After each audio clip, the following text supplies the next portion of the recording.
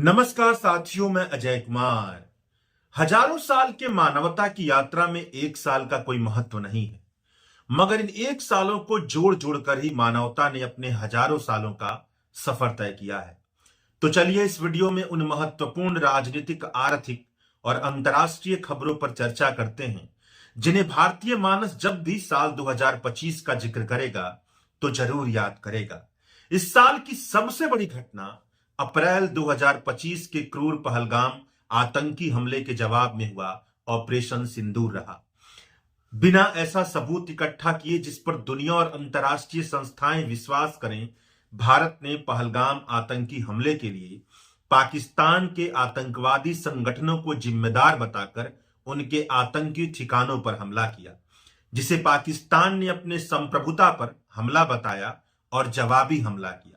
इस ऑपरेशन ने यह दिखा दिया कि पाकिस्तान से बदला लेने का नैरेटिव इतना बड़ा बनाया जा सकता है कि हर जायज और जरूरी सवाल दब जाए। आतंकवादियों के मंसूबे कुछ हद तक कामयाब भी दिखे, क्योंकि दोनों देशों के लोग युद्ध की चाहतों में उलझ गए। ऑपरेशन सिंदूर ने यह भी दिखाया कि परमाणु हथियार संपन्न दो देश आपस में युद्ध नहीं करेंगे, ऐसा मान लेना अब समझदारी भरा नहीं होगा। वह सारे दबाव तंत्र जो बढ़ते तनाव को काबू में रखने के लिए बने होते हैं, वह सब असफल साबित होते हुए दिखाई दिए।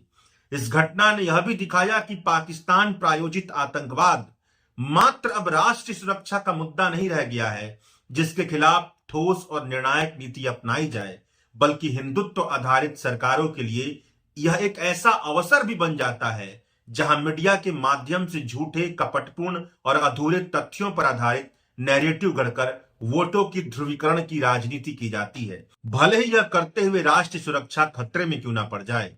ऑपरेशन सिंदूर से पैदा हुए भारत और पाकिस्तान के टकराव के बीच कौन जीता और कौन हारा? पाकिस्तान खुद को जीता हुआ बताता है और भारत खुद को।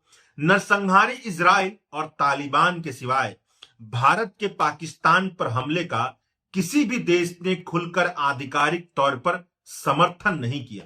रक्षा मामलों के जानकार सुशांत सिंह ने दकारवा में ऑपरेशन सिंदूर से जुड़े भारत, पाकिस्तान और दुनिया के स्वतंत्र विश्लेषकों के हर दावों का जिक्र करते हुए निष्कर्ष लिखा है कि महान शक्तियों का मूल्यांकन उनके द्वारा लड़े गए युद्धों से नहीं, बल्कि उनके द्वारा बनाए गए गठबंधनों और उनके द्वारा गढ़े गए नैरेटिव से होता है। दोनों अस्त्रों पर नरेंद्र मोदी और जयशंकर ने भारत को नाकाम कर दिया है। मई 2025 यानी ऑपरेशन सिंदूर की कहानी जीत की कहानी नहीं है, एक चेतावनी की कहानी है कि कैसे दो परमाणु शक्तियां तबाही के कगार पर भी नाचने में व्यस्त थीं और कैसे एक बार फिर उन्हें रोकने के लिए दुनिया को दखलंदाजी करनी पड़ी। नरेंद्र मोदी की सरकार के इस तरह के फैसलों में यह साफ झलकता है कि सही निर्णय तक पहुंचने के लिए संबंधित संस्था और संगठनों के साथ ईमानदारी के साथ बातचीत नहीं की गई है, विचार विमर्श नहीं किया गया है। ऐसा लगता है कि भारत की सारी वैधानिक और संवैधानिक संस्थाएं अपनी आजादी, स्वायत्तता, सत्यनिष्ठा को अलग रखकर नरेंद्र मोदी की सरकार के लिए काम कर रही हूं। चुनाव आयोग के कामकाज को ही देख लीजिए। भारत के इलेक्टोरल लिस्ट में बहुत ज्यादा गड़बड़ियां हैं। यह बात नई नहीं थी, लेकिन ठीक बिहार चुनाव के कुछ महीने पहले अचानक से इलेक्टोरल लिस्ट में गड़बड़ी को सुधारने के लिए एसआईआर की प्रक्रिया लाई गई। जब से यह प्रक्रिया बिहार में लागू हुई, तब से लेकर के अब तक किसी ना किसी तरह से खबरों में बनी हुई है। बिहार में एसआईआर की प्रक्रिया हो गई, मगर अब भी इलेक्टोरल लिस्ट में बहुत ज्यादा गड़बड़ियां हैं। एक ही पते पर कई कई वोटर दर्ज हैं। अब भी इलेक्टोरल लिस्ट में मैनिपुलेशन की कई संभावनाएं हैं। तो जनता का सवाल यही है कि इतनी ज्यादा हड़बड़ी में एसआईआर की प्रक्रिया क्यों करवाई गई? क्या इसके बाद इलेक्टोरल लिस्ट में मौजूद डुप्लीकेट, फर्जी मतदाता जैसी सारी गड़बड़ियां खत्म हो जाएंगी? इस तरह के सवालों का चुनाव आयोग के पास किसी तरह का जवाब नहीं है। अगर वाकई चुनाव आयोग भारत के संविधान के मुताबिक और संवैधानिक भावना के मुताबिक चलता, तो इलेक्टोरल लिस्ट में मौजूद गड़बड़ियों को हटाने के लिए एसआईआर जैसी प्रक्रिया से बेहतर प्रक्रिया बनाता। ऐसी प्रक्रिया बनाता जहां पर सबको भरोसा होता कि किसी भी जायज वोटर का नाम नहीं काटा जाएगा। भारत के लोगों को ईमानदारी से बताता कि इलेक्टोरल लिस्ट में गड़बड़ियां क्यों हैं, इनको दूर करने के लिए किस तरह के कदम उठाए जाएंगे और लगातार उठाए जाएंगे। जनता, सरकार और विपक्ष को ईमानदारी से बताता कि कितने विदेशी इलेक्टोरल लिस्ट में पाए गए घुसपैठियों के नाम पर झूठी राजनीति करने पर नरेंद्र मोदी की सरकार को हड़काता कि ऐसा कहना भारत की चुनावी प्रक्रिया को संदिग्ध बनाने जैसा है। लेकिन चुनाव आयोग ने ऐसा कुछ भी नहीं किया, उल्टे यह पूरी प्रक्रिया पूरे देश में लागू कर दी। जिस तरह से यह प्रक्रिया पूरे देश भर में चल रही है, उससे यह भरोसा नहीं जग पाता कि इलेक्टोरल लिस्ट में मौजूद गड़बड़ियां पूरी तरह से साफ हो पाएंगी। चुनाव आयोग और भाजपा की मिली भगत की तो एसआईआर के अलावा भी अन्य भी कई सारे उदाहरण हैं जो इस साल लगातार देखने को मिले। जब संस्थाएं अपना काम ईमानदारी से नहीं करती हैं और ऐसा लगता है कि वह सरकार की कठपुतली बन गई हैं, तो राजनीति चंद लोगों का खिलौना बनकर रह जाती है। बिहार विधानसभा चुनाव में यही देखने को मिला। बिहार में अनगिनत परेशानियां हैं, लेकिन मीडिया के माध्यम से जनता के मानस को ऐसा रच दिया गया है कि वह परेशानियों की बजाय राजनीति, जब चुनावी राजनीति की बारी आती है और वोट देने की बारी आती है, तो नेताओं की छवियों को ज्यादा तवज्जो देती है। छवियों के इस खेल में नरेंद्र मोदी और नीतीश कुमार की जोड़ी, तेजस्वी यादव और राहुल गांधी की जोड़ी पर बहुत भारी पड़ी। नीतीश कुमार ने 10वीं बार बिहार में मुख्यमंत्री पद का शपथ लिया। बिहार चुनाव में भाजपा के गठबंधन की जीत ने फिर यह सवाल खड़ा किया कि पैसा, मीडिया, मैनेजमेंट, चुनाव आयोग के साथ हर तरह की सरकारी मदद को अपने साथ लेकर चल रही भाजपा के साथ लड़ने के लिए जिस तरह का विपक्ष होना चाहिए, क्या वाकई उस तरह का विपक्ष है? क्या विपक्ष वह जनभावना तैयार करने में सफल हो पाएगा कि भारत की बहुत बड़ी आबादी यह समझ पाए कि चंद लोग भारत की राजव्यवस्था से मिली शक्ति का इस्तेमाल कर भारत की राजव्यवस्था और भारत के विचार दोनों को खत्म करने का काम कर रहे हैं। इस साल अगर सुप्रीम कोर्ट की बात की जाए तो आजादी से लेकर के अब तक के समय में ऐसा पहली बार हुआ कि सुप्रीम कोर्ट के चीफ जस्टिस पर सुनवाई के दौरान एक वकील ने सनातन का अपमान नहीं सहेगा हिंदुस्तान का नारा लगाते हुए जूता फेंका। इस प्रकरण ने भारत के बारे में इस मूल्यांकन को और मजबूत किया कि हिंदुत्व का झंडा उठाने वालों के भीतर यह समझ मजबूती से घर बना रही है कि वह कुछ भी करेंगे और उनका कुछ भी नहीं होगा, क्योंकि सत्ता उनके हाथ में है। और सुप्रीम कोर्ट भी समय समय पर यही दिखा देती है कि वह भी केंद्रीय सत्ता के नजरिए के साथ ही खड़ी है। जैसे सुप्रीम कोर्ट के 5 जजों की बेंच ने इस साल यह एडवाइजरी ओपिनियन दी कि विधानसभा से पारित हुए किसी बिल पर गवर्नर किस तरह का फैसला ले, इसके लिए किसी तरह की समय सीमा नहीं तय की जा सकती है। यानी केंद्र का मनोनीत प्रतिनिधि जनता से निर्वाचित प्रतिनिधियों से ज्यादा शक्ति का हकदार है। सुप्रीम कोर्ट ने कुछ ऐसी सलाह दी है। अर्थव्यवस्था की फलक पर देखा जाए तो इस साल के अंत में भारत का रुपया डॉलर के मुकाबले 90 रुपए की सीमा को पार कर गया। आजादी से लेकर के अब तक रुपए में डॉलर के मुकाबले इतनी बड़ी रिकॉर्ड तोड़ गिरावट कभी नहीं देखी गई थी। रुपए की रिकॉर्ड तोड़ गिरावट भारत की अर्थव्यवस्था की बदहाली को बिना किसी किंतु परंतु के दर्ज कर जाती है।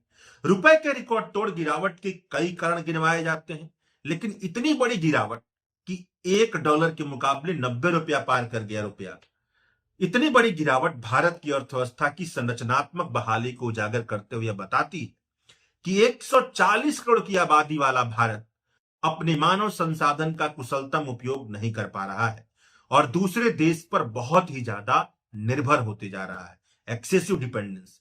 इस तरह की टिप्पणी सुनकर कोई यह कह सकता है कि इसी साल भारत जापान को पछाड़कर दुनिया की चौथी सबसे बड़ी अर्थव्यवस्था बन चुका है। लेकिन असलियत यह है कि भारत आबादी के मामले में दुनिया का सबसे बड़ा मुल्क है, मगर प्रति व्यक्ति आमदनी, जो कि अर्थव्यवस्था की बेहतरी को बताने का सबसे जरूरी सूचक होता है, उसके हिसाब से दुनिया के देशों में 142वें नंबर पर आता है। और इंटरनेशनल मॉनेटरी फंड ने इस साल फिर से भारत के जीडीपी के आंकड़ों को सी ग्रेड का करार दे दिया है। मतलब वह भारत की अर्थव्यवस्था की हकीकत को सही तरह से नहीं बता रहे हैं। जो भारत सरकार के आंकड़े जारी हो रहे हैं जीडीपी के, सही मेथड से गणना ना करके भारत की अर्थव्यवस्था को बहुत बढ़ा चढ़ा करके दिखाया जा रहा है। आंकड़ों में सी ग्रेड वाली भारत की अर्थव्यवस्था पर अमेरिका ने इस साल 50% का टैरिफ लगा दिया है। अखबारों की माने तो इस टैरिफ को कम करने के लिए भारत की तरफ से बहुत कोशिश की जा रही है, मगर इस साल भी आर्थिक फलक पर सरकार की तरफ से ऐसी कोई खबर नहीं आई जिसे पढ़कर ऐसा लगता हो कि भारत की आर्थिक फलक पर मौजूद संरचनात्मक परेशानियों को कम करने के लिए बहुत बड़ी भूमिका निभाने वाली कोई नीति सरकार ने पेश की हो। उल्टे साल के अंत में यह हुआ कि मनरेगा जैसा कानून, जिसकी वजह से समाज के सबसे कमजोर वर्ग को थोड़ी बहुत रोजगार की गारंटी मिलती थी, उसकी भी हत्या कर दी गई। अब अगर अंतर्राष्ट्रीय दुनिया की बात की जाए तो इस साल भी गाजा का नरसंहार पूरी तरह से नहीं रुका। इजराइल का गाजा में नरसंहार पिछले 2 साल से जारी है। करीब 70,000 के आसपास फिलिस्तीनी मारे जा चुके हैं। इजराइल और फिलिस्तीन के बीच युद्ध विराम की कोशिश हुई है, मगर अब भी युद्ध विराम की संभावना बहुत ही ज्यादा मजबूत नहीं दिखाई दे रही है। गाजा में चल रहे नरसंहार की आंच अपने ऐतिहासिक संदर्भ को लेते हुए ईरान और इजराइल के बीच इस साल खतरनाक संघर्ष में तब्दील हो गई। ऐसा लगा कि ईरान और इजराइल के साथ पूरी दुनिया विश्व युद्ध के कगार की तरफ बढ़ रही है। अमेरिका ने ईरान के भूमिगत परमाणु ठिकानों पर हवाई हमला भी कर डाला।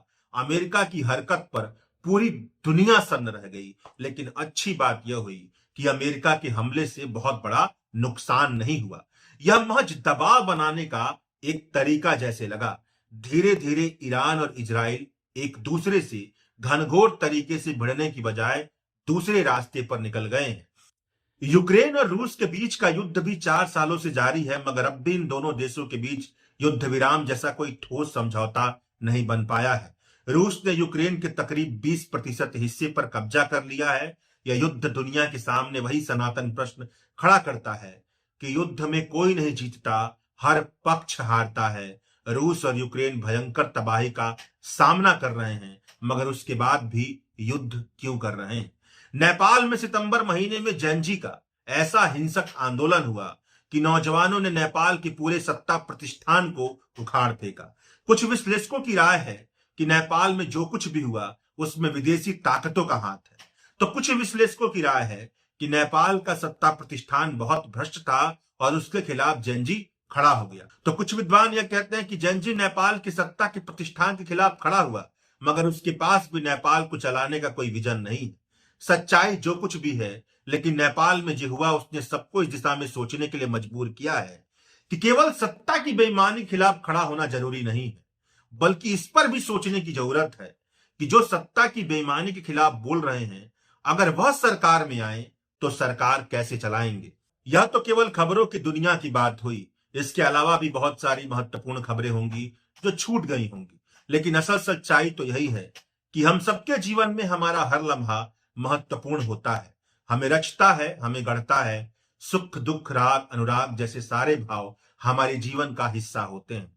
दवायर की तरफ से हम ये उम्मीद करते हैं कि हम सबके जीवन में वह हिस्सा सबसे ज्यादा रहे जो रोशनी देता है, जो हमें समझ देता है कि हमारी खुशियां केवल हमसे नहीं है, बल्कि सबकी खुशियों से जुड़ी हुई हैं।